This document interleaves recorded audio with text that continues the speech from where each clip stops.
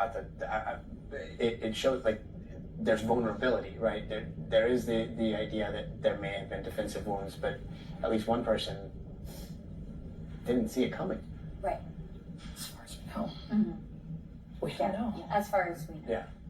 According to what the coroner has said. Right. In terms of somebody getting into the house, they keep saying no sign of forced entry. Right. Do you think that this was somebody that was known to them? I think that that's kind of an impossible question. I think it's a very popular house. As a mother, I feel like they know. I do. I've always felt that way. Nobody has told me that anyway. I just feel it. Yeah. I mean, this is a college town. It's a small town. I feel the girls knew this person. But we don't know that. Oh, yeah. We don't. Yeah, we absolutely don't know that. Don't know. I just feel it in my heart that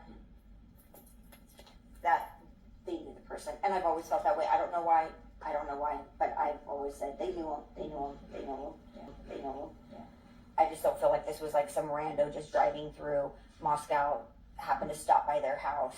I will say, they did have a keypad on their front door, and it was a very popular house. So I know for a fact that people who weren't necessarily roommates of the house did have that code. Sign of forced entry doesn't necessarily mean that they were invited in. People that survived were on the first floor. To our knowledge. Yeah. Mm-hmm. And then if they come in through the keypad, is it possible to bypass a room on the first floor and go up to the second floor and third Correct. floor? Yes. There's also a door in the back that just leads directly to the middle floor.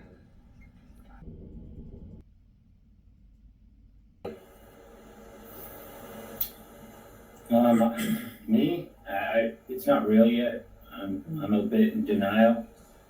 I'm hoping for justice. That's why I'm trying to switch myself into that mode to try to find some justice. That's where I'm at. I get it. Steve, Olivia? Yeah, I just know my sister, she was a hard worker, and just sitting in my bed and crying myself to sleep isn't gonna do her any justice, and that's not what she'd want me to do. She'd want me to stay active and doing what I can to spread her message and hope that we can find this suspect or suspects. And that's how I feel. I get it. She's got a great smile. We keep showing that picture. I know your family's been frustrated with the investigation so far, understandably so. Here we are, a week and a half out, and really not much information about this. Does not appear to be a suspect. Tell me, Olivia, what specifically you've been frustrated with, because you did your own work here. For instance, you found video of the food truck, for example, where two of the victims were seen the same night as this killing. Yeah, I would say, I think that obviously this is extremely personal for us, and we treated it that way from the very get-go. I know how valuable those first 48, 72 hours are. And I can only hope that the police also know how valuable that is, and that they have a lot of information there that just isn't public right now. I will say the one lingering frustration I have, I know it's semantics, but my sisters got home at 1:56. It wasn't 1:45. I know. He's been very outspoken in support of Jack. He's Kaylee's ex-boyfriend, and on the Moscow police website, though, has been very outspoken in support of Jack. He's Kaylee's ex-boyfriend, and on the Moscow police website, though, he is not listed, notably, as someone who has been cleared in the investigation. To your knowledge, is that significant?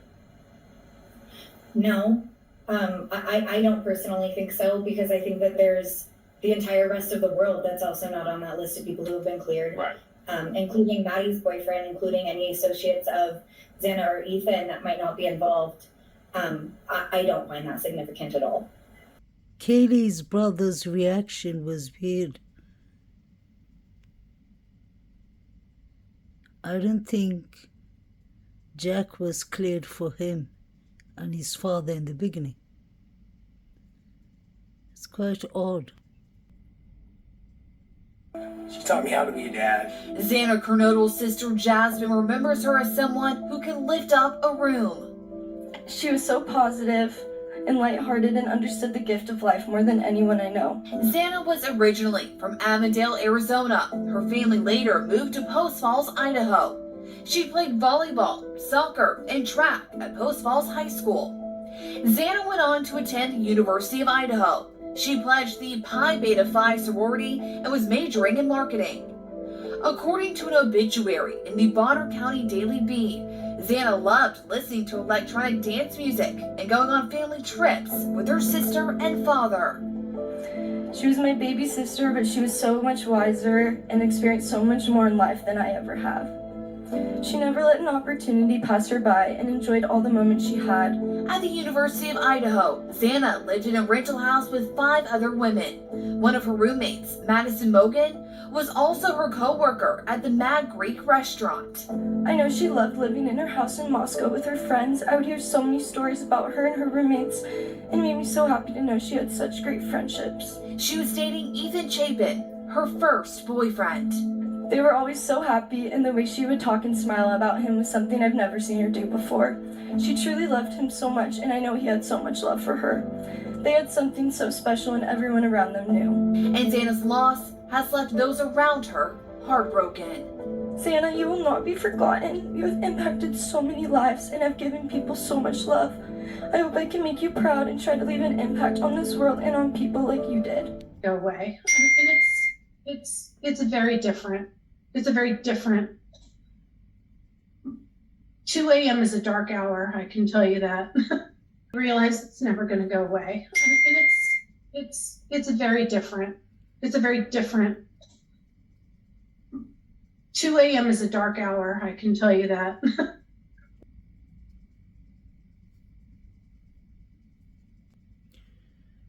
These are the pictures Jovito's watching on his phone. I believe it's around 2:15, 2:20 a.m. So I'm wondering if this was happening in Linderley. Like you can see, it's Jovito, his phone. Just like Saeed was watching the picture of Kaylee sitting on the bed, allegedly, and other crime scene pictures. People gathered around them.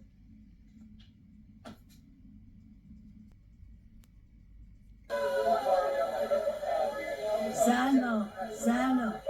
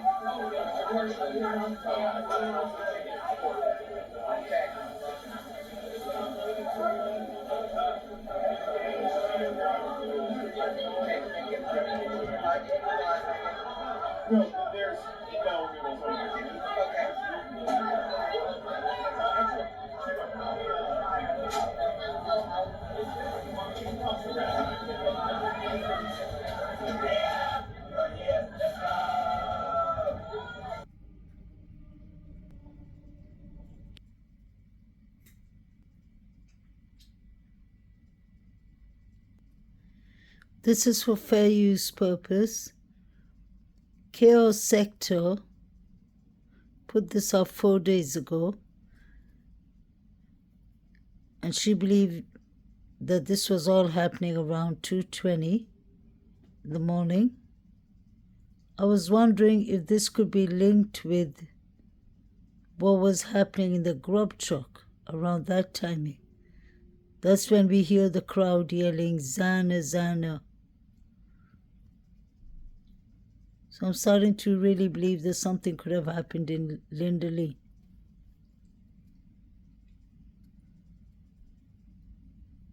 Could this have been related to what was happening in the grub truck?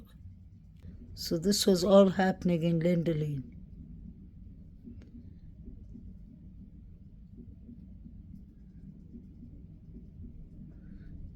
So when we heard, "Stop it, stop," could it have been coming from Linderley, the female yelling? Now I'm starting to understand. Let me explain my theory. The Banfield stop where Saeed was watching the pictures of allegedly Kaylee sitting on the bed, like you can see, was happening at 2:58. So it was just like I always said, it was separate targets. It was two separate incidents. Kaylee and Maddie were unalived together, and the couple were unalived together. They made us believe that it all happened at one place and that Kaylee and Maddie were unalived first. The grub truck around 2:15, 2:20 is when they're yelling Zana. Zana and E is name. So that means something was happening to them in Linda Lane much earlier. At least 40 minutes, 25 minutes earlier than 2:58. At 2:52 is the last call made to Jack D. And then you hear a female yelling, "Stop it, stop," at 2:56. So Kaylee and Maddie were unalived later. I hope her parents come across this, because this is literally the crime scene picture of Kaylee and Maddie. I'm saying it with mindfulness.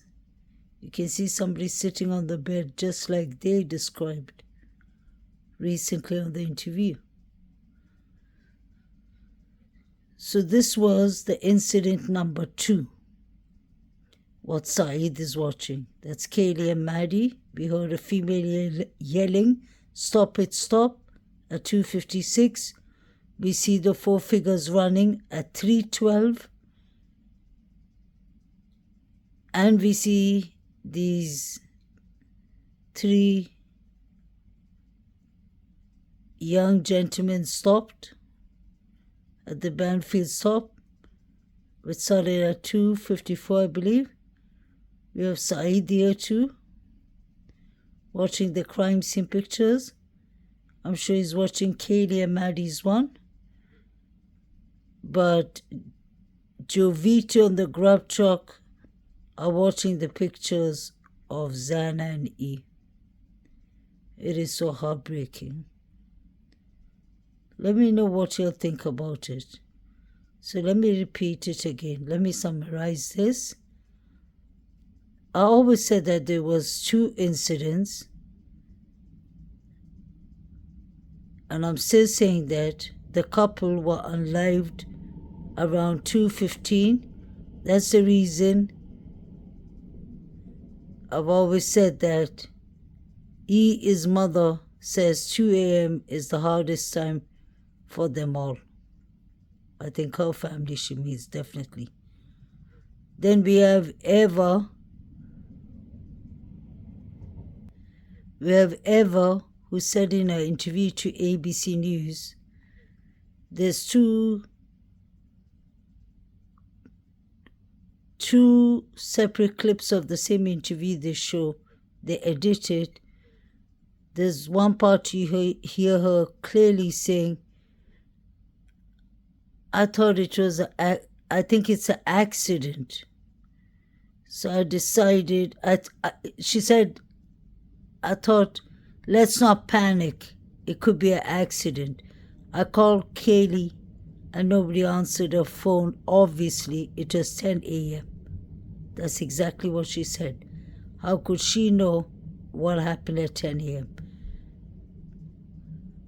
Zana's sister, Jasmine, was called in the morning and she called her father. Hunter was called first, Hunter Johnson, and he called Hunter E's brother and E's sister. There was a sea of people, ocean of people standing in front of the house when the police came. Some were already inside. people went upstairs and found Kaylee and Maddie unlived. May they rest in peace. So it shows you that everyone's been in the crime scene. I want to know who are the 4 figures who are running at 3:12. I want to know what Saeed is watching, where he got these crime scene pictures from. I want to know what Joe Vito is watching. He's supposed to be a career advisor teacher, apparently, in the University of Idaho. And he's talking so unmindfully and so unprofessional about Kaylee and Maddie, saying they were drunk and they were zombies. All these people need to be investigated because there's 3 unidentified male DNAs roaming around.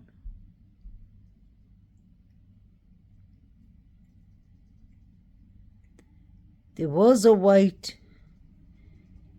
2011 to 2013 Hyundai Elantra roaming around this area around 3 to 4 a.m.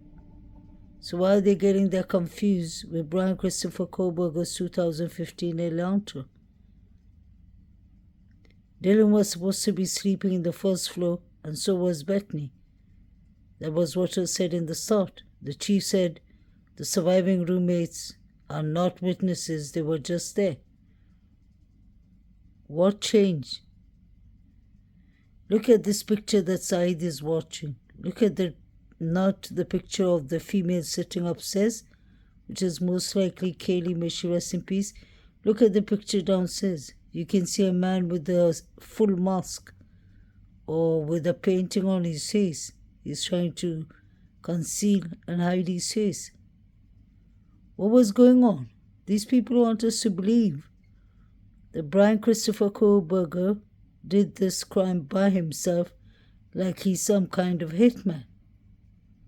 This doesn't make sense. Make it make sense. Have a lovely day, guys. May the 4 victims rest in peace. Condolence to the families. May the correct justice be served. I hope the families come across this clip because I've been showing this for almost a year now from last March. It is important. I hope Ann Taylor sees this because Brian Christopher Kohlberger deserves a fair trial, and so does the 4 victims. They want the correct justice to be served, not the wrong justice. Something smells rotten in the state of Denmark, like they say. These young boys were up to no good, and one of them is wearing the Vans shoes. That is important because it's in the affidavit. Have a lovely day.